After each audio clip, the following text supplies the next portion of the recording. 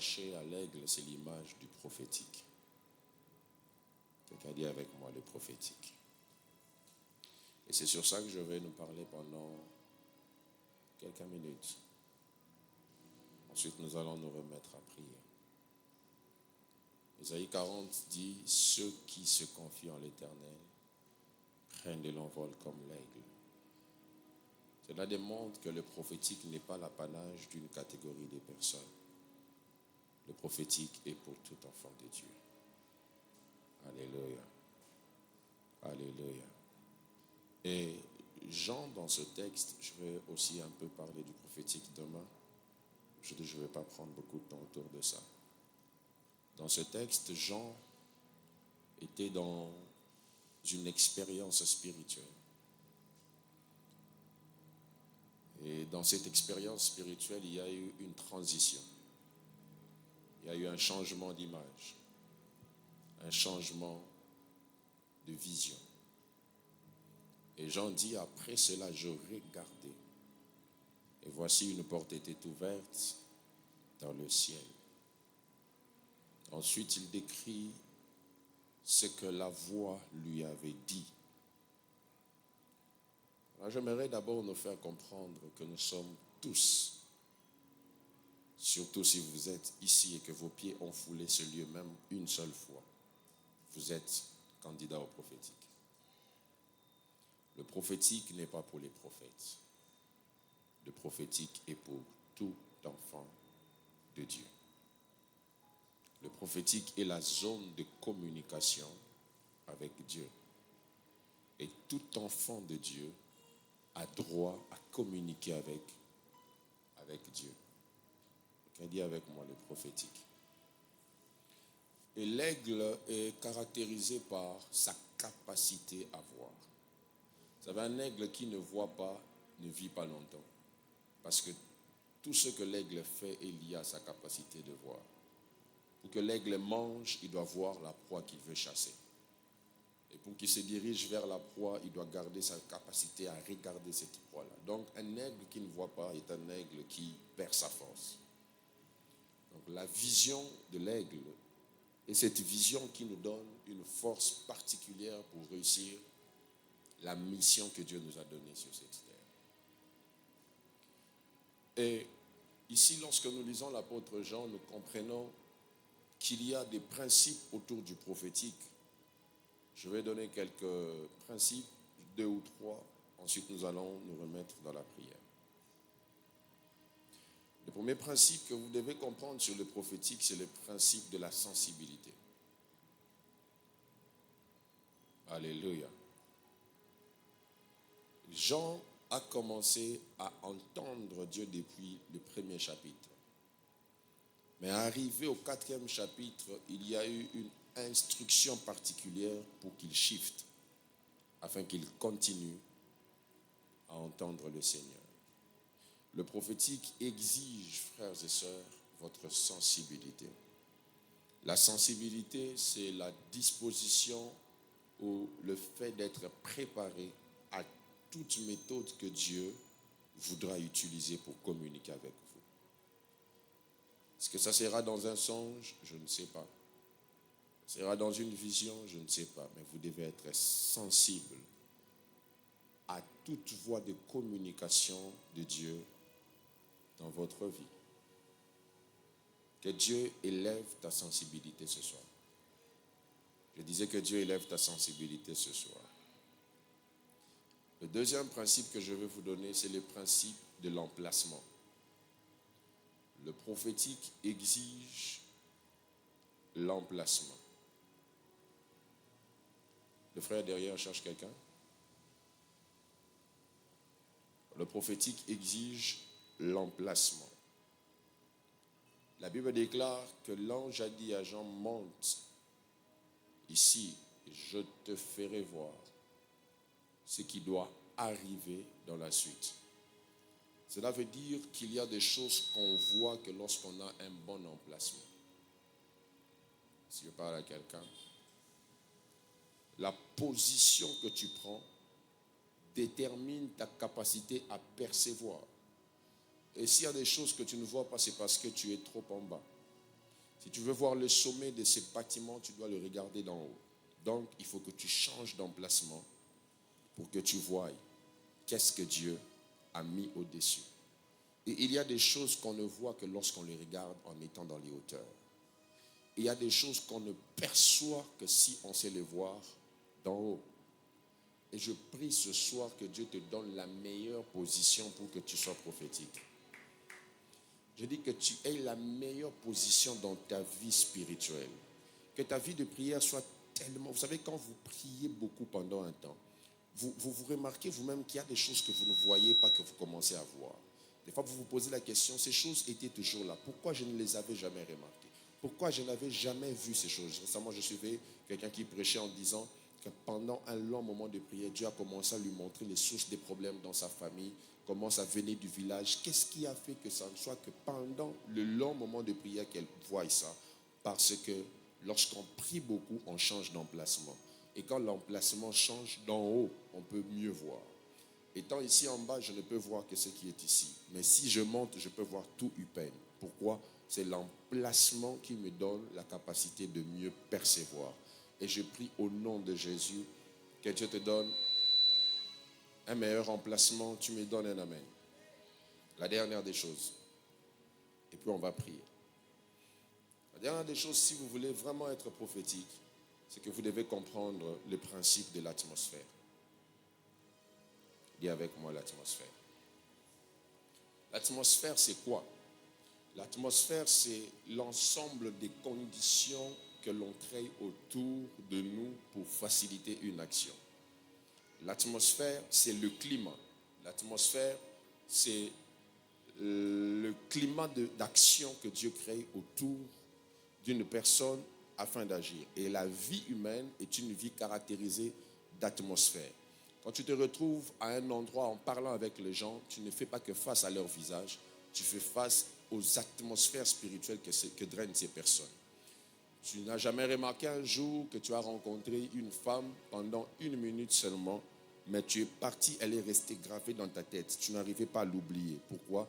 Derrière son visage, il y a une atmosphère spirituelle qui l'accompagne. Et c'est cette atmosphère qui fait que quand tu pars, elle reste gravée dans ta tête. Parce que tout ce qui se fait voir, tout ce que l'on voit, tout ce que l'on perçoit, draine une atmosphère.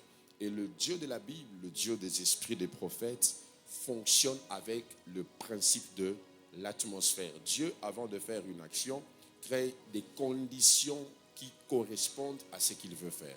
Voilà pourquoi ce n'est pas dans tout culte que les malades guérissent, parce que ce n'est pas dans tout culte qu'il y a l'atmosphère de guérison. Ce n'est pas dans tout culte qu'on prophétise, parce que ce n'est pas dans tout culte qu'il y a l'atmosphère prophétique.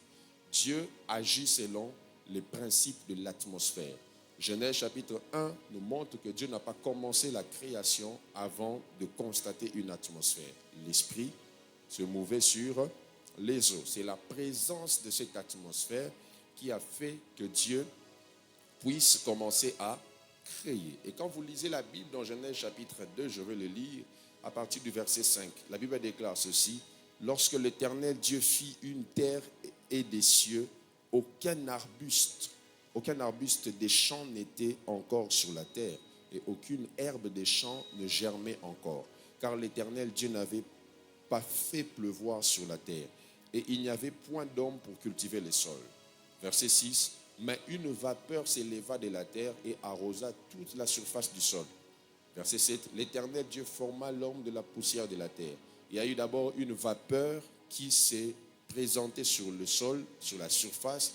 Après, Dieu a pris la poussière de la terre qui avait reçu la vapeur pour commencer à créer. Pourquoi Dieu fait l'œuvre de création après avoir constaté la présence de la vapeur? Parce que l'action de Dieu est liée à l'atmosphère qu'on établit pour lui permettre d'agir. Dieu est Dieu, Dieu peut tout, Dieu fait tout, mais Dieu agit selon les climats que les hommes créent autour de ce qu'il veut faire.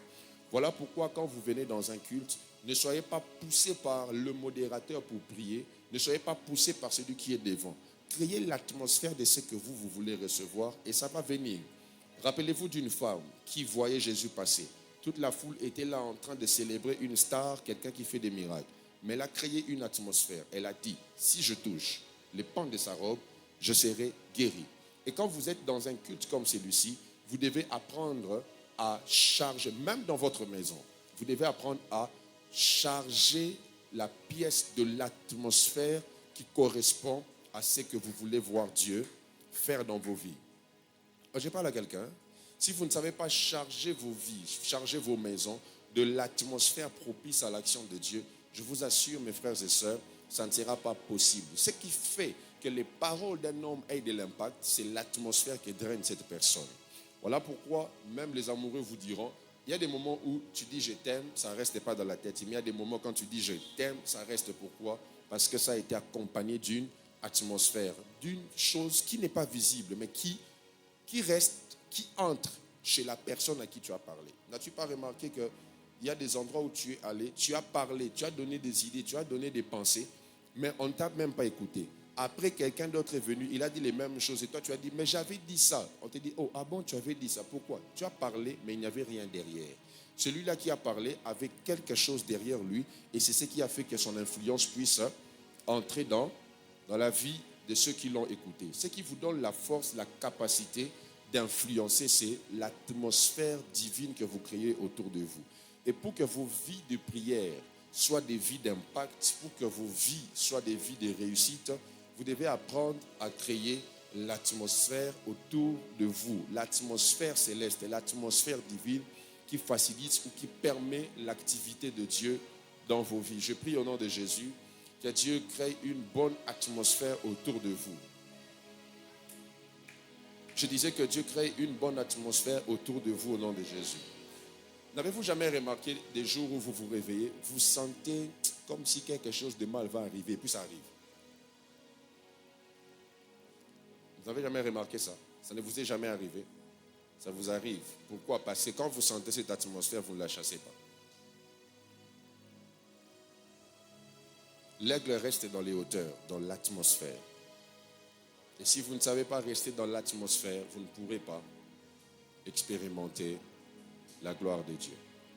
Alors, qu'est-ce que vous faites quand vous êtes dans l'atmosphère? Vous devez savoir que lorsque vous êtes dans l'atmosphère, il y a des moments où le Dieu de l'atmosphère descend dans la pièce où il est appelé. Et là, ça demande à ce que l'homme ait ce que j'appelle la conscience de la présence de Dieu.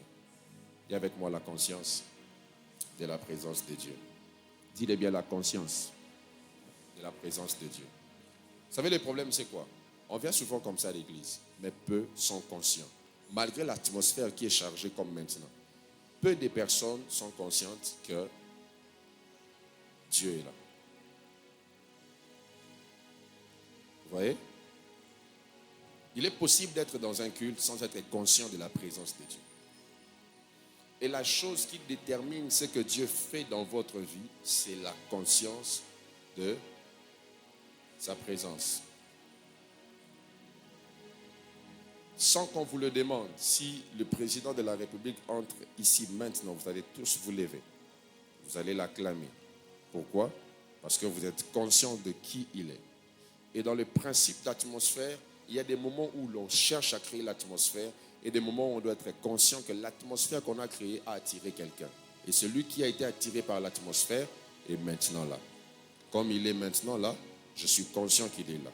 Maintenant, comme je sais qui il est, je sais qu'il guérit, je sais qu'il peut prendre ce kyste, ce cancer qui est visible et le faire disparaître.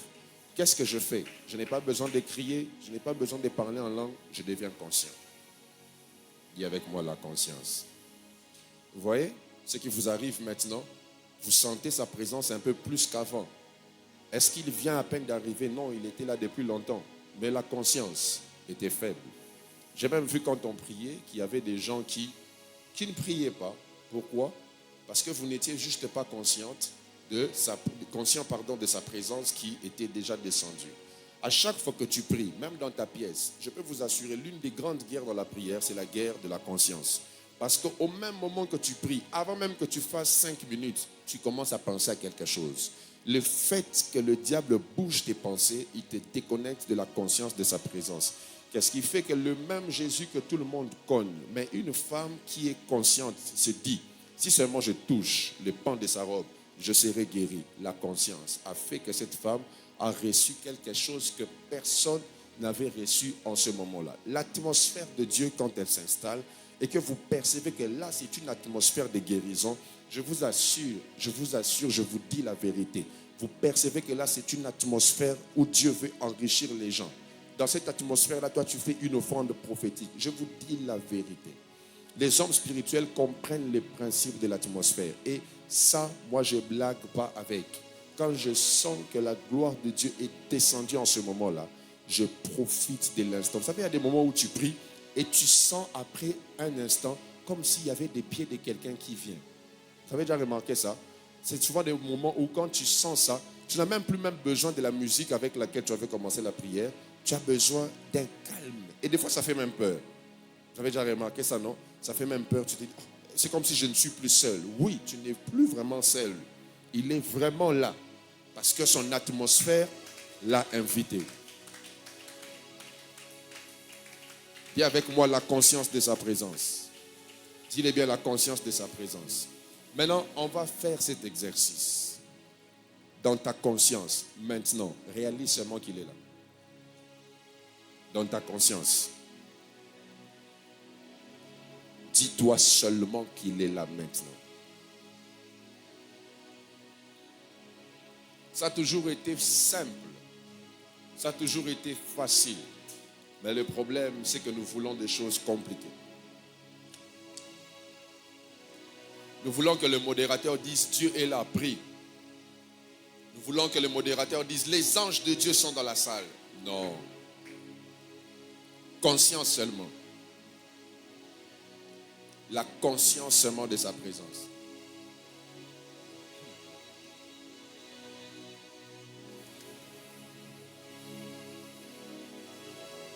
Est-ce que quand il veut te toucher maintenant, quelqu'un a dit, tu vas recevoir l'onction à 2, à 3, à 4? Non. Seulement la conscience que tu as activée dans sa présence. Si chaque jour tu priais comme ça, si chaque jour tu priais comme ça, chaque jour, si c'était ton style de vie, cher aigle, si c'est comme ça que tu vivais, étant consciente de son atmosphère, il te toucherait régulièrement comme il le fait maintenant. Il te visiterait régulièrement comme il le fait maintenant. Simplement à cause de la conscience de sa présence. Simplement à cause de la conscience de sa présence. Simplement à cause de la conscience. Où tu sais que Dieu est là. Comme Dieu est là, je peux recevoir l'onction. Comme Dieu est là, ma maladie peut partir. Comme Dieu est là, je peux avoir le travail. Quelle atmosphère as-tu perçue? C'est celle que tu as perçue que tu vas recevoir. Il suffit que tu sois conscient ou consciente qu'il est là. Si seulement tu es conscient et tu oublies le visage de l'homme qui est devant toi. Tu oublies le son de cette voix que tu entends. Et tu deviens consciente que Dieu est là. Tu vas voir ce qu'il va faire.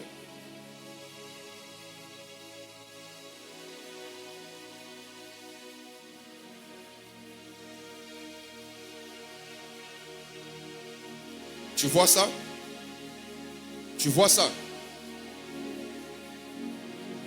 Tu vois?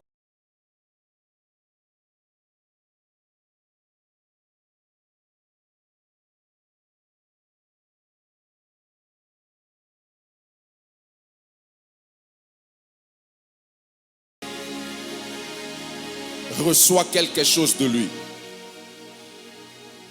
À cause de la conscience de sa présence.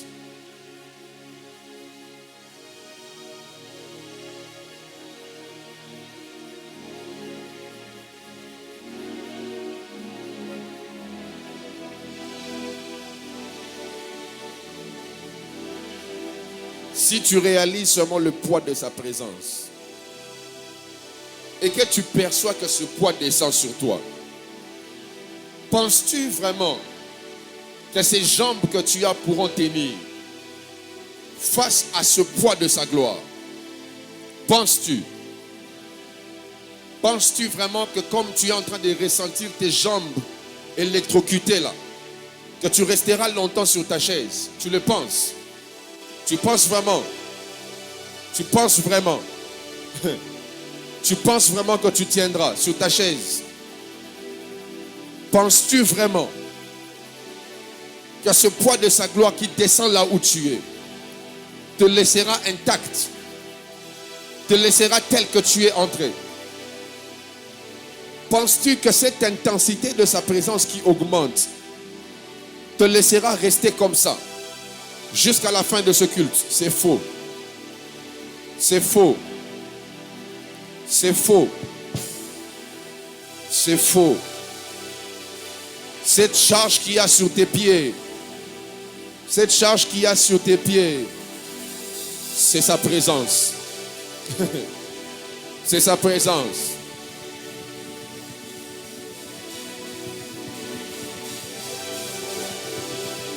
Regardez comment ça vient.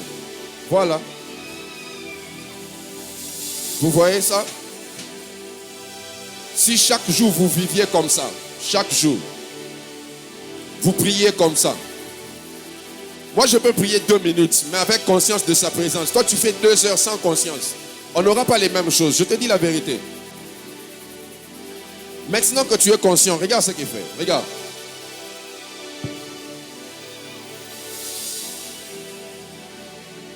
Tu vois ça? La conscience de sa présence.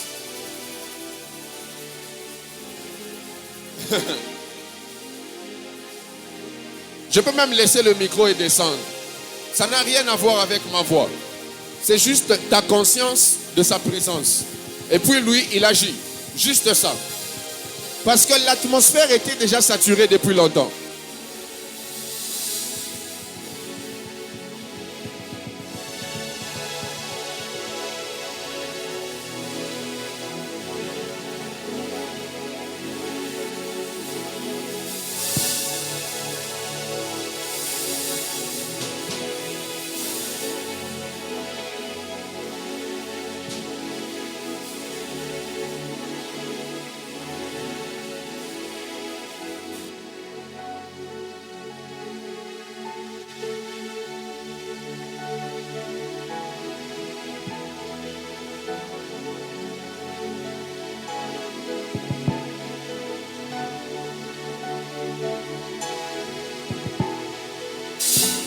La présence de Dieu est plus que le courant électrique. La présence de Dieu peut électrocuter ta tête plus que le courant. La présence de Dieu peut électrocuter ce bâtiment. Plus que 6600 volts. La présence de Dieu peut électrocuter ta chaise. La présence de Dieu est plus que les tonnerres qui ont frappé récemment ici. La présence de Dieu a plus de poids. Plus de poids. Plus de poids. Regardez, regardez ça, regardez ça, regardez ça, regardez ça. Regardez ça. Quand sa gloire descend sur une chaise comme la tienne, qu'est-ce qui peut... Oh!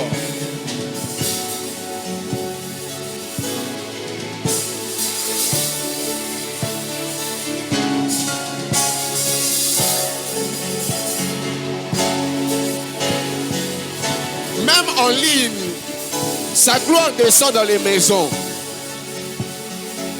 La conscience de sa... J'aime ce que je vois. J'aime ce que je perçois. J'aime ce que je vois.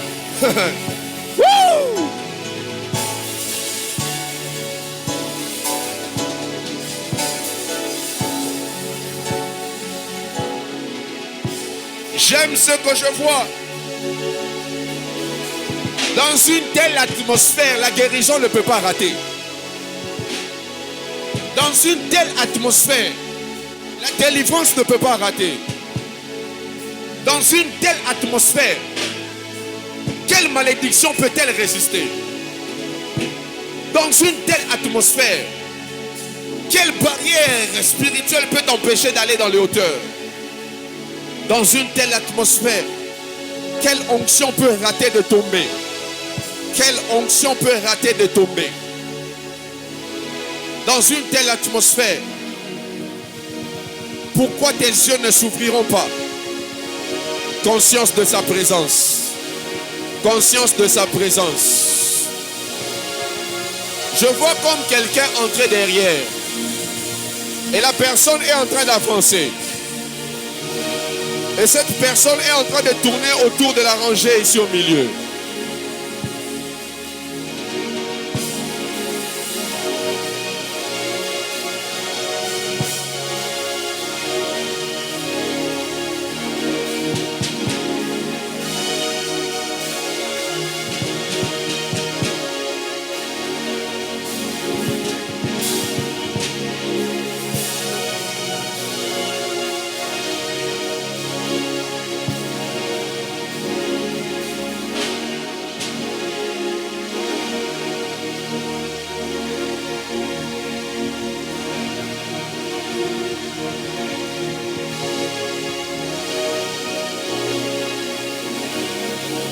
Un jour, l'apôtre Nash Louboya me disait, petit, je priais. J'ai dit à Dieu, entre dans la pièce où je suis. Il a entendu les pas de quelqu'un qui marchait. Quand il est entré, les chaises se sont prosternées. Les chaises. C'était une gloire terrible qu'ils ont fait 3 jours. Sans manger, sans boire, sans bouger. Parce que cette présence-là était tellement pesante. Cette présence-là était tellement glorieuse. Cette présence-là était tellement lourde.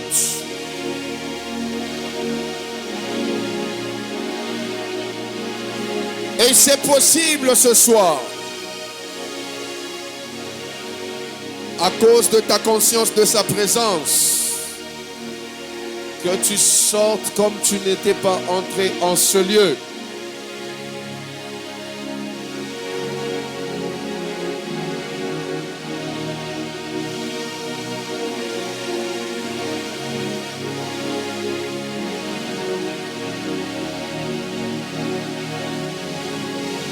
Ce que tu sens sur ton corps, ce n'est pas naturel. C'est sa présence. C'est sa présence. C'est sa présence. La charge qu'il y a sur ta tête, c'est sa présence. La charge qu'il y a sur ta tête, c'est juste sa présence.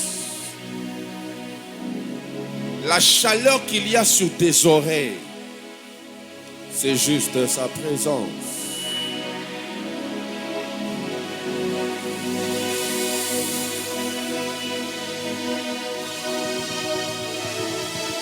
Les larmes qui coulent, c'est juste sa présence.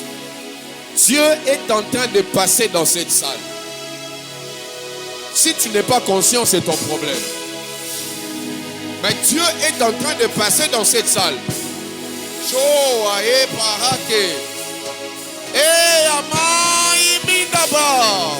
Soupla et payana mani ase. Kupla tabayege. Sameni ambratabaya. Sopre de manimbro kebaya. Supritimini abrateba. Chalebre hybridi abayabe. Ouaba si. Sopri que te meni. La course après. Chabake braki brakapaya. Sopre te manibrita. Luprika tabalia. Shalamali. Epali. Sopla kamani. Sopla kemalesha. Payabashe. Ikabrakataba. Lipa la machita. Le plakita mane. Mane amasaya. Multiplica tamani. Lo plata macheke. Sheke le prita. Lambrakapaya. Lakia. Lisapla. Mita breki. Luplutage. Shaya. Ipa. Mita. Souple. Isha. Mane. Mane. Mane. Woo! Woo!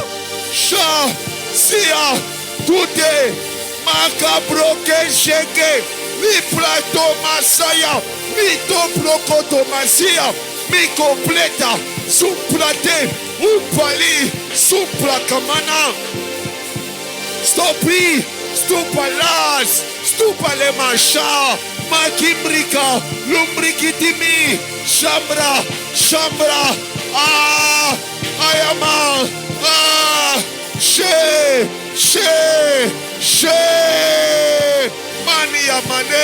Mani Yamana, Upa, Ea, Shia, Misopre, Shata, Shaya, Mita, Kutasa, Mito, Chusa Paya, Chusa Pria, Eka Mani, Matimbrike, Usopra, Isumbrite, Shayaba, Iaba.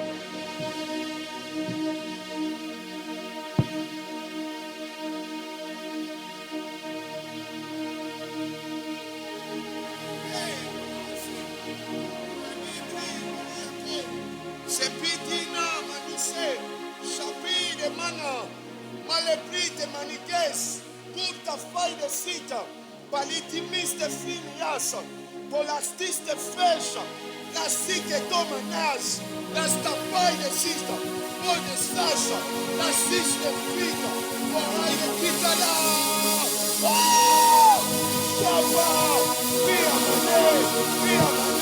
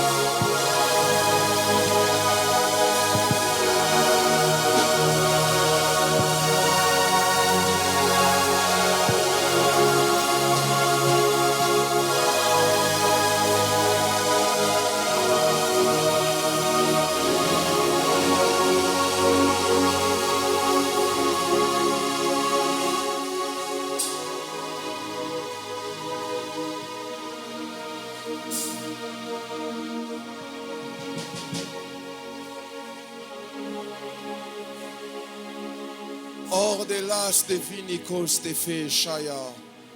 Ustifai de nenis evarico shaya de fide conis. Car e de stitas to fai de sheniconas de fai de colesis de finizat.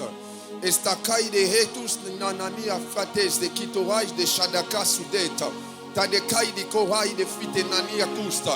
Ustu peni kalofait. E fatanisti fite costas. E pai de mine astu jeteza. E cova reteni sovar. Lo paetai de sinimi acusti vita. O pai de niste vita. O pedicusti feniste kai de shadasa. Shadai de etei de fini atos divinigash.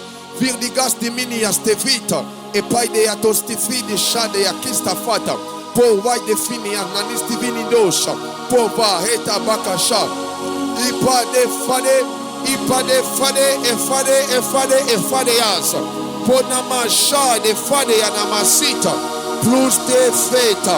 Plus de vedi amane bladi abakasha. Usto planimi sava. E po vareta. Ipa lema yamaniasa. Pata brata bakayamaya. Sopenebe. Usapla. Oshite mis. Ipade aseta. Clis 7.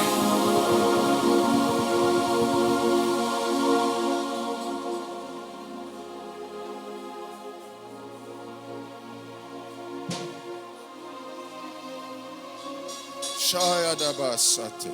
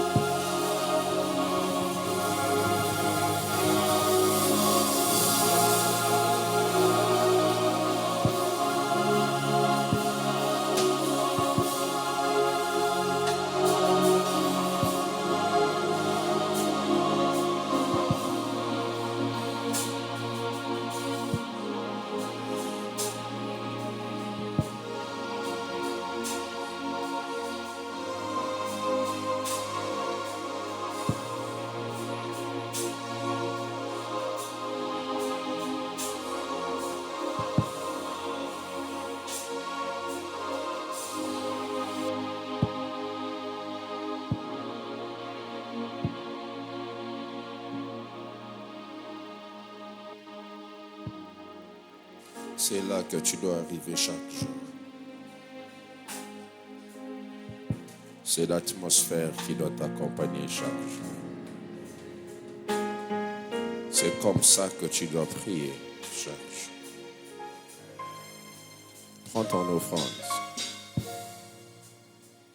Prends ton offrande.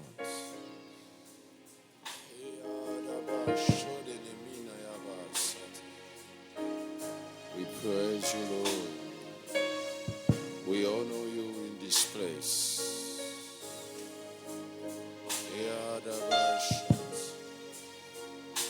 Prends ton offrande.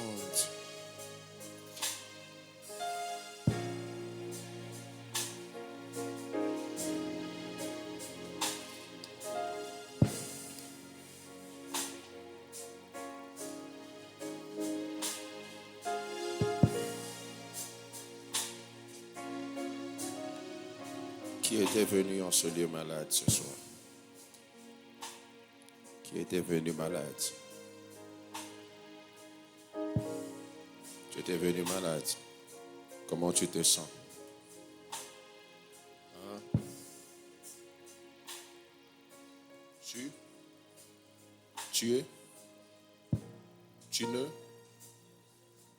Tu te sens toujours malade.